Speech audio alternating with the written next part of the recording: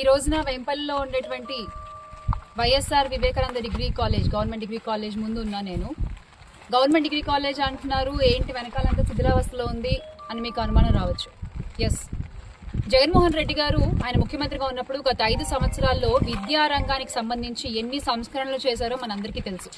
రాష్ట్రంలో ఇప్పటి వరకు గతంలో ఏ సీఎం చేయనంతగా 72,219 కోట్ల రూపాయలు, దగ్గర 72,500 కోట్లు విద్యారంగానికి ఆయన ఖర్చు పెట్టడం జరిగింది.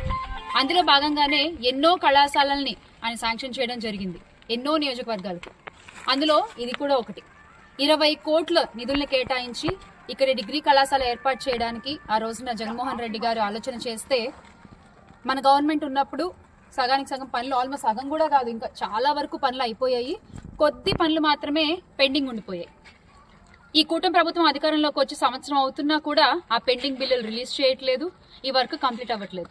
ఇదే ఈ పార్టీ కనుక ఇది పూర్తయిపోయి ఉంటే మొత్తం వేంపల్లికే ఇదొక ల్యాండ్ మార్క్ గా ఉండేది, ఇదొక హైలైట్ గా ఉండేది. మొత్తం ఈ వేంపల్లిలోనే చుట్టుపక్కల లొకేషన్ అంతా కూడా చూస్తే విద్యార్థులు చక్కగా చదువుకోవడానికి అనువైన వాతావరణంలో కట్టినటువంటి ఒక డిగ్రీ కళాశాల ఇది.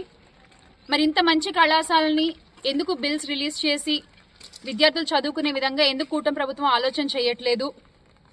ఇక్కడ నుంచి మన విద్యాశాఖ మంత్రి గారు గౌరవనీయులైన నారా లోకేష్ గారికి ఒక చిన్న విన్నపం. త్వరలో ఈ పెండింగ్ బిల్స్ మీరు రిలీజ్ చేస్తే ఎంతో మంది విద్యార్థులు ఇక్కడికి వచ్చి చదువుకుంటారు, వాళ్ళ భవిష్యత్తు బాగుంటుంది.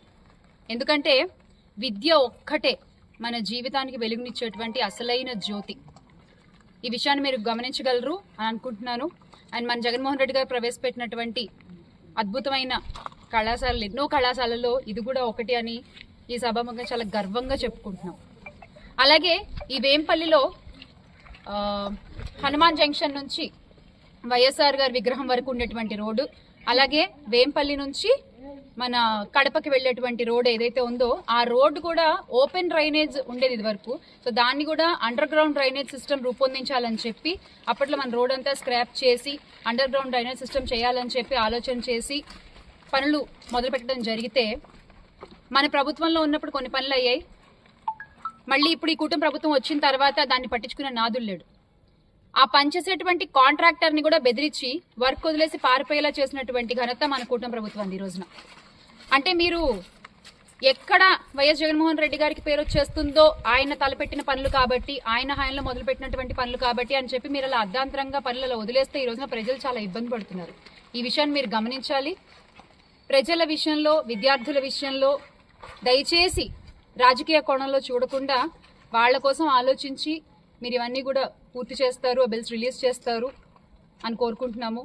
జోహార్ వైఎస్ఆర్, జై జగన్. జై జగన్.